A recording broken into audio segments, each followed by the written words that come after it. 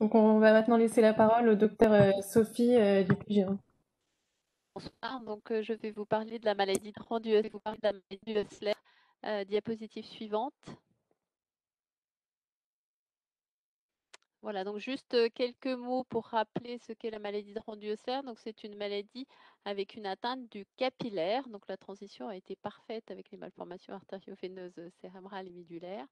Donc les capillaires sont les plus petits vaisseaux qui font la jonction entre les veines et les artères.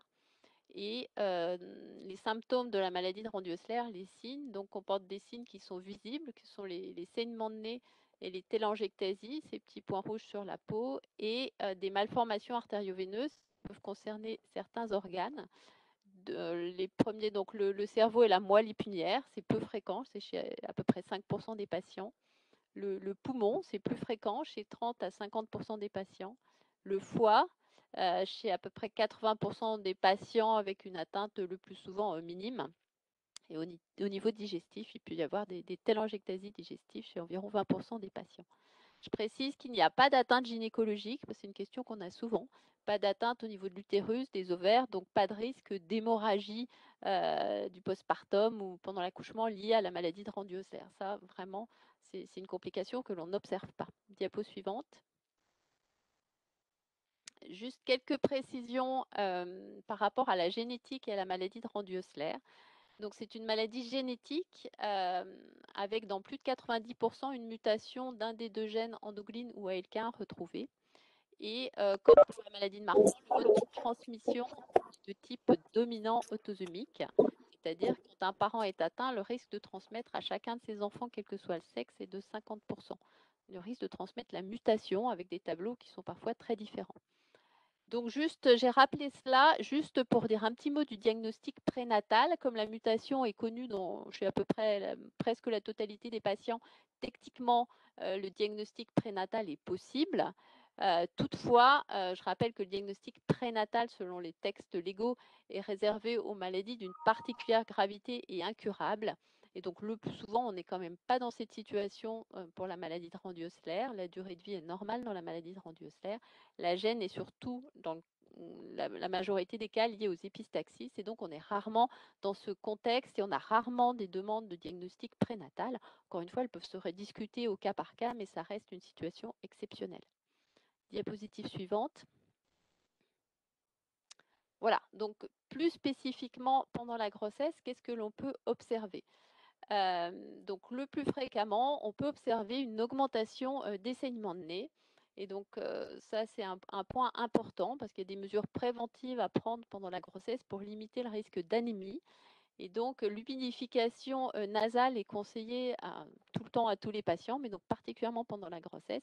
Et la supplémentation martiale, donner un traitement par fer perros, est très important.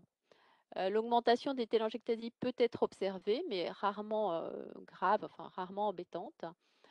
Concernant les malformations artério-veineuses cérébrales dont j'ai parlé tout à l'heure, donc au niveau cérébral et moelle épinière, on ne fait pas un dépistage systématique des malformations artério-veineuses cérébrales avant la grossesse. Donc juste un petit point par rapport aux malformations artério-veineuses médulaires. Jusqu'à il y a peu de temps, il était écrit dans les recommandations qu'il fallait dépister les malformations artério-veineuses médulaires avant une péridurale. Les nouvelles recommandations qui viennent d'être publiées, recommandations internationales publiées tout récemment ce mois-ci, enfin ce mois-ci en septembre, euh, ne recommandent plus l'IRM médulaire avant l'accouchement pour permettre une péridurale. C'est un élément vraiment important parce qu'il n'y a jamais eu en fait de complications observées dans la maladie de Rendu-Hessler sur des malformations artério-veineuses médulaires lors d'un geste de péridurale. Ça reste des complications extrêmement rares. Donc ensuite, le poumon. Pour le poumon, il est vraiment important de faire un dépistage des malformations artério-veineuses pulmonaires avant la grossesse.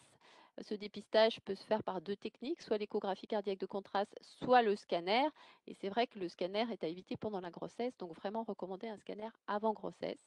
Pendant la grossesse, bien surveiller la saturation en oxygène pendant toute la grossesse et bien sûr la clinique. Il est clair que si la patiente présente un tableau clinique, bon, là on va faire un suivi plus spécifique, mais ce qui est rare. Et bien sûr, prévenir toute patiente qu'en cas d'hémoptysie pendant la grossesse, une hospitalisation, une consultation immédiate est nécessaire. Il faut bien différencier, enfin les patients en général ont bien l'habitude de différencier des épistaxis des hémoptysies. Concernant l'atteinte au niveau du foie, donc là, de la même manière, le plus souvent, elle a été dépistée avant la grossesse. Elle est le plus souvent peu sévère. On recherche à l'interrogatoire des douleurs hépatiques et un essoufflement avant la grossesse qui peut être lié à une atteinte hépatique du fait d'un shunt intrahépatique qui entraîne un hyperdébit cardiaque. L'atteinte digestive est extrêmement rare et pose peu de problèmes pendant les grossesses. Diapo suivante. Voilà, nous avons repris, alors il y a plusieurs études dans la littérature. Nous allons publier les données d'une étude qu'on vient de faire qui porte sur 562 grossesses. Donc c'est une étude rétrospective, donc avec des biais, des grossesses anciennes, mais malgré tout, je pense que c'est des données assez intéressantes. Donc des grossesses sans aucune complication notée, 60%. Voilà, des grossesses avec des complications peu sévères, 38%. Donc vous voyez que dans la majorité des grossesses, pas de complications sévères. Donc les complications peu sévères sont surtout l'augmentation des saignements de nez pendant la grossesse, l'augmentation du nombre de télangiectasies et parfois le saignement de ces télangiectasies. Les complications sévères que je vais détailler après sont peu fréquentes, inférieures à 3%. Et j'insiste sur le fait que dans cette étude, les complications sévères n'ont été observées que chez les patientes chez qui le diagnostic n'avait pas été fait avant la grossesse. Donc c'est vraiment un élément important. Alors je modère un peu ça parce que une étude anglaise a montré malgré tout de rares complications sévères chez des patientes qui étaient déjà traitées. Donc voilà, il faut malgré tout rester vigilant, même chez les patientes dont le diagnostic est fait. Mais malgré tout, je pense qu'on peut éliminer beaucoup de complications si les patientes sont dépistées avant la grossesse. Diapo suivante. Donc, parmi les complications sévères, elles sont en fait surtout liées aux malformations artério-veineuses pulmonaires qui, du fait de l'augmentation du débit cardiaque, si elles ne sont pas diagnostiquées avant la grossesse, si elles sont volumineuses, peuvent entraîner des complications telles que le saignement, donc l'hémoptysie, l'hypoxémie. Le saignement peut être aussi un hémothorax, parfois, ça a été aussi décrit pendant la grossesse. Et elles peuvent entraîner aussi, du fait du shunt droit-gauche, des accidents vasculaires cérébraux. Donc, c'est les 3 types de complications qui sont rarement observées. Il peut y avoir des complications liées chez les patientes qui ont à la fois des malformations artério-veineuses pulmonaires et hépatiques. Et on a pu observer un cas d'œdème aigu du poumon chez une patiente qui avait à la fois en fait une hypoxémie qui n'était pas diagnostiquée avant la grossesse et un hyperdébit cardiaque. Et nous avons eu un cas d'ischémie biliaire chez une patiente qui avait de volumineuses malformations artério-veineuses hépatiques qui n'étaient pas diagnostiquées, mais c'est un cas très ancien, on connaissait moins bien ces complications à l'époque, et la patiente a eu une transplantation hépatique avec une interruption médicale de grossesse. Voilà, donc des complications qui restent extrêmement rares. Parmi les complications du postpartum, elles sont rares également. On a observé une thrombose veineuse profonde et un saignement au niveau d'une télangiectasie de la langue qui justifie un geste ORL, mais voilà, sans complications. Diapo suivante. Il y a aussi des complications non spécifiques de la grossesse, mais qui ne sont pas plus fréquentes qu'en dehors de la maladie de Randu-Hössler. Donc pas d'augmentation du risque d'hypertension, de prééclampsie, de diabète gestationnel et de prématurité. Diapo suivante. Voilà, donc en résumé, et les messages qui me semblent importants, c'est que si vous voyez une patiente qui a une maladie de Randu-Hössler ou si vous avez une maladie de Randu-Hössler, vraiment consultez auprès d'un centre expert. Il y a beaucoup de centres de compétences en France. Avant la grossesse, c'est vraiment important pour que l'ensemble des explorations soient faites avant, ce qui permet d'avoir une grossesse beaucoup plus tranquille. En cas d'hémoptysie, consultez aux urgences immédiatement.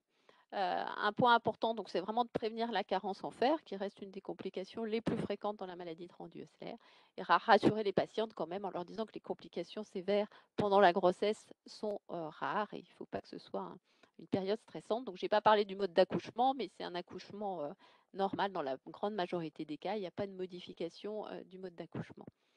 Voilà. Diapo suivante. Voilà, je suis à votre disposition pour d'éventuelles questions. On a reçu quelques questions. Des fistules artério-veineuses chez le fœtus sont-elles possibles? Alors, les malformations artério-veineuses, on le sait, certaines, alors c'est pas fréquent, mais peuvent être présentes avant la grossesse. Alors, c'est pas non plus étudié spécifiquement, donc je pense que c'est difficile, mais on sait qu'il y a des enfants qui naissent avec des malformations artério-veineuses pulmonaires ou cérébrales. Donc oui, les complications pendant le fœtus sont rares. Il y a des cas de complications neurologiques chez le fœtus probablement présentes à la naissance, entre autres des hémiplégies infantiles, dont le mécanisme n'est pas très bien connu, mais ça reste des choses exceptionnelles. Dans la grande majorité des cas, les enfants naissent sans symptômes apparents. Quel est le bilan minimum chez les femmes avant la grossesse? Alors, je dirais que c'est ce qu'on fait comme bilan chez tout patient qu'on voit avec une maladie de Randu-Hössler. C'est au niveau pulmonaire, vraiment rechercher les malformations artério-veineuses pulmonaires, parce que ça, tout le monde est bien d'accord pour dire qu'il faut traiter ces malformations artério-veineuses pulmonaires qui, du fait du shunt droit-gauche qu'elles entraînent, exposent vraiment, même si elles sont asymptomatiques, à un risque d'accident vasculaire cérébral et d'abcès cérébral. Donc, c'est vraiment important. Donc, alors, soit l'écho cardiaque de contraste, soit un examen qui est plus facile à obtenir, c'est un scanner thoracique sans injection, donc avant la grossesse, c'est vraiment important.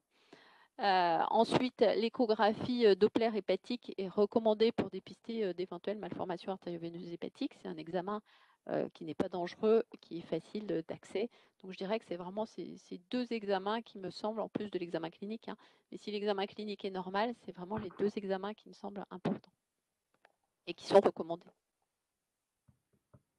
On a aussi une dernière question. Y a-t-il des contre-indications à la grossesse dans certaines formes? Oui, alors il y a toujours des formes rares et sévères. Donc il y a des patientes qui ont des formes particulièrement sévères avec des malformations artério-veineuses pulmonaires diffuses et des hypoxémies extrêmement sévères qui contre-indiquent une grossesse. De la même manière, une atteinte hépatique extrêmement sévère avec un hyperdébit cardiaque très sévère peut également contre-indiquer une grossesse. Ça reste vraiment des formes exceptionnelles. Merci, docteur Dupuytren.